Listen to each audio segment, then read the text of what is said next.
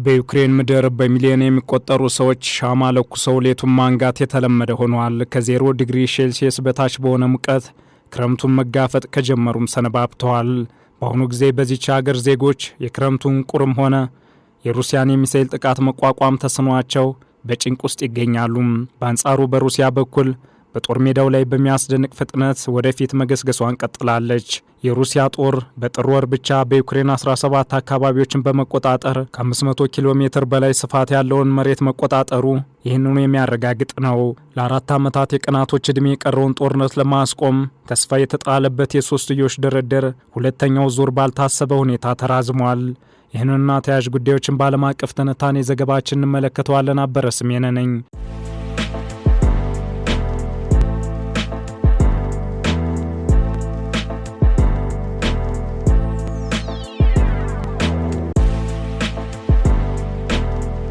የሩሲያ ዩክሬን ጦርነት እስካሁን ወደ 2 ሚሊዮን የሚጠጉ ወታደሮችን ገድሏል። የስትራቴጂክና ዓለም አቀፍ ጥናቶች ማዕከል እንደሚለው ደግሞ ጦርነቱ ወደ 1.2 ሚሊዮን የሚጠጉ የሩሲያ ዜጎችን ሕይወት ነጥቋል። በዩክሬን ወገን ደግሞ እስከ 600 ሺህ የሚቆጠሩ ዜጎችን ገድሏል። ሩሲያ ከሁለተኛው የዓለም ጦርነት ወዲህ ይህንኑ የሟቾች ቁጥር ያስተናገደች የመጀመሪያው ሀገር አድርጓታል። ነገር ግን የሩሲያ ኃይሎች በጦር ሜዳው ላይ በሚያስደንቅ ፍጥነት ወደፊት መጓዛቸውን ቀጥለዋል። በሩሲያ ከባድ የአየር ጥቃቶች በተመታችው ዩክሬን ደግሞ ነገሩ ሌላ ነው። በተፈጸሙ ጥቃቶች የኤሌክትሪክ መቆራረጥ ሚሊዮኖችን ጨለማ አልብሷል። 710 ሺህ የኪየቭ ነዋሪዎች ያለ ኤሌክትሪክ ይገኛሉ። የሩሲያ ድሮኖችና የሚሳኤል ጥቃቶች የዩክሬን ሁለተኛዋን ትልቅ ከተማ የሆነችውን ካርኪቭን ካጠቁ በኋላም በከተማዋና አካባቢዋ 80 በመቶ የሚሆነው የኤሌክትሪክ ኃይል ወድሟል። በዚህም የሌሊት የሙቀት መጠን ከ0 ዲግሪ ሴልሲየስ በታች ሆኗል። የኔቶ ዋና ጸሐፊ ማርክ ሩት ዘላቂ የሰላም ስምምነት ወይም የረጅም ጊዜ የተኩስ አቁም ስምምነት እንዲደረግ በተቻለ ፍጥነት መስራት እንደሚገባ አሳስበዋል። ያን ማድረግ ካልተቻለ በ10 ዓመታት ውስጥ እጅግ አስከፊው ክረምት በካርኪቭ እንደሚከሰት አስጠንቅቀዋል። ይህ ቀጣይነት ያለው የኤነርጂ መሰረተ ልማት ኢላማ የሩሲያ የክረምት ወቅት ጥቃት አካል ነው። ምዕራባውያን አጋሮች በሩሲያ ጥቃቶች የተበላሹ ወይም የተጎዱ መሰረተ ልማቶችን ለመጠገን አዳዲስ መሳሪያዎችን፣ መለዋወጫዎችንና ገንዘቦችን እየላኩ ነው። ሊቱዌኒያ ብቻ ለ1 ሚሊዮን ሰዎች ኃይል የማቅረብ አቅም ያለው የሙቀት ኃይል ማመንጫ መሳሪያ ልካለች።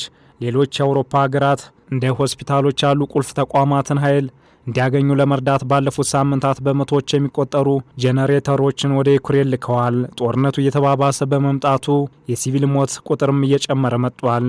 በዩክሬን የተባበሩት መንግስታት የሰብአዊ መብቶች ክትትል ተልዕኮ በ2025 የተመዘገበውን ሞት ጠቅሶም ለሲቪሎች እጅግ የከፋው መሆኑን ገልጸዋል።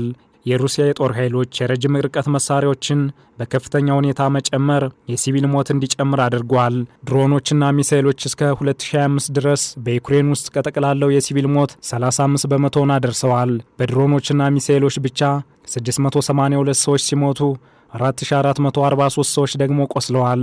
ይህም ከ2024 ጋር ሲነጻጸር የሟቾችን ቁጥር 65 በመቶ ጨምሯል። የዩክሬን ባለስልጣናት ሩሲያ ሆን ብላ የሲቪል ኢነርጂ መሰረተ ልማቶችን ኢላማ እያደረገች ነው ሲሉም ከሰዋል። የሩሲያ ዋና ኢላማዎች የኢነርጂ ዘርፍ ወሳኝ መሰረተ ልማቶችና የመኖሪያ ህንፃዎች እንደሆኑም የዩክሬኑ ፕሬዝዳንት ዘለንስኪ ቀደም ሲል ተናግረዋል። ለ4 ዓመታት የቀናቶች ዕድሜ የቀረውን ጦርነት ለማስቆም ተስፋ የተጣለበት የሶስትዮሽ ድርድር ሁለተኛው ዙር ባልታሰበ ሁኔታ መራዘሙ ሌላ ስጋት ፈጥሯል። ውይይቱን በሩሲያ ዩክሬንና አሜሪካ ተወካዮች መካከል እሁድ ዕለት በተባበሩት አረብ ኤሚሬትስ ዋና ከተማ አቡዳቢ ለማካሄድ እቅድ ተይዞ ነበር። ነገር ግን እሁድ ከሰዓት በኋላ የዩክሬኑ ፕሬዝዳንት ዘለንስኪ ስብሰባዎቹ ወደ ረቡዕና ሐሙስ እንደተዛወሩ ተናግረዋል። ለምን እንደዘገዩ ግልጽ አይደለም።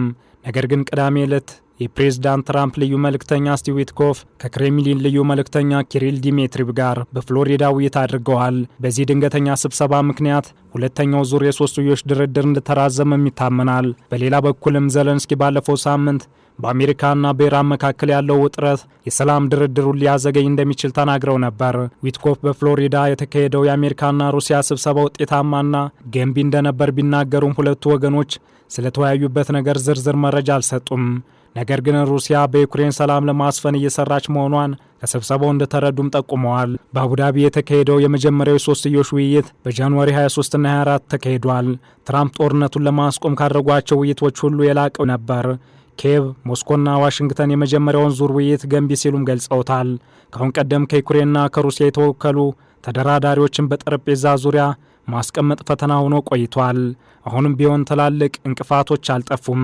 ሩሲያ የሰላም ስምምነት ከመድረሱ በፊት በቅድመ ሁኔታነት ያስቀመጠቻቸው ዋና ዋና ነጥቦች መፈታት አለባቸው። ሶስቱ ወገኖች በዩክሬን ምስራቃዊ ዶኔትስክ ክልል ወይም ሀገሪቱን ከወደፊት ጥቃቶች ለመከላከል ምን አይነት የደህንነት ዋስትና ማግኘት እንዳለባት እስካሁን አልተስማሙም። የተራዘመው ሁለተኛው ዙር የሶስትዮሽ የሰላም ድርድር በአሜሪካ በሚደገፈው ባለ 20 ነጥብ የሰላም እቅድ ላይ ያተኩራል ተብሎም ይጠበቃል። የሰላም እቅዱ የግዛት ጥያቄዎችን፣ የደህንነት ዋስትናዎችና በጦርነት የተጎዳችውን ሀገር እንደገና መገንባት ያካትታል። ሩሲያ በአሁኑ ወቅት 20 በመቶ የሚሆነውን የምስራቅና የደቡብ ዩክሬን ክልል ትቆጣጠራለች። የሩሲያ ባለሥልጣናት ዶንባስ በመባል የሚታወቀውን የዩክሬን አካባቢ እንደሚፈልጉ ደጋግመውም ተናግረዋል። ይህ ማለት ሁሉንም የምስራቅ ዶኔትስክና የሉሃንስክ ክልሎች ያካትታል። ሩሲያ 80 በመቶ የሚሆነውን የዶኔትስክ ግዛት ይዛለች። ሉሃንስክ ክልል ደግሞ ሙሉ በሙሉ በሚባል ደረጃ ተቆጣጥረዋለች። በዚህም ሞስኮ የዶኔትስክ ግዛትን ዩክሬን እንድትለቅ ትፈልጋለች። ይህን ሀሳብ እስካሁን ድረስ ዘለንስኪ አልተቀበሉትም።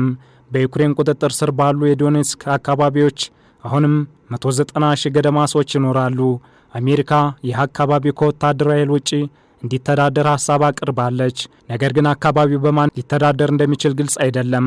ትልቁ የሰላም ድርድር እንቅፋት ሊሆን እንደሚችል ሰፊ ግምት የተሰጠው ለዩክሬን የደህንነት ዋስትና የመስጠት ጉዳይ ግን መሻሻሎች ታይተዋል። በመጀመሪያው የሶስትዮሽ ድርድር ማግስት ዘለንስኪ የዩክሬንን የአሜሪካ የጸጥታ ስምምነት ለመፈረም 100 በመቶ ዝግጁ መሆናቸውን አስታውቀዋል። በዚህ እቅድ ላይ አሜሪካና ዩክሬን ቢስማሙም ሩሲያ እንደምትፈርም የሚያሳይ ምንም ፍንጭ የለም። በተለይም አዎንታዊ ውጤቶች ተመዝግበዋል ተብሎ ከፍተኛ ግምት ያገኘውና ወደ ሁለተኛው ዙር የተሸጋገረው የሶስትዮሽ የሰላም ድርድር መራዘም ቀጣይነቱን ጥያቄ ውስጥ አስገብቶታል። ዓለም አቀፍ ትንታኔ ዘገባውን ስናዘጋጅ ዘ ዋሽንግተን ፖስት፣ ሲቢኤስ ኒውስ እና ቢቢሲን በዋቢነት ተጠቅመናል።